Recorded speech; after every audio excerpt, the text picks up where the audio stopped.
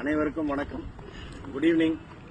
So இன்னைக்கு நம்ம எடுத்துக்கிற டாபிக் வந்து பார்த்தீங்கன்னா, நம்ம என்விரான்மெண்ட், நம்ம சுற்றுப்புறத்தில் உமன் ஹராஸ்மெண்ட்ஸ் ரொம்ப அதிகமாக இருக்கு.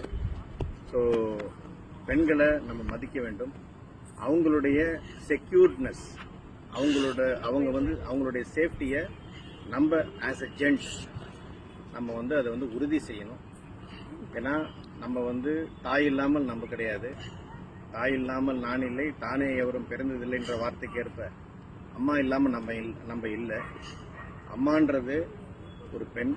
அதே மாதிரி வெளியில் இருக்கிற நம்ம லேடிஸ், நம்மளை சுற்றத்தார் பெண்களை நம்ம அவங்களுடைய சேஃப்டியை என்ஷூர் பண்ணணும்னு நான் தாழ்மையாக கேட்டுக்கிறேன்.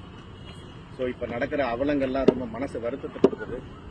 அதனால நாம ஜென்ஸ் நம்ம ஒரு உறுதி ஏற்போம்.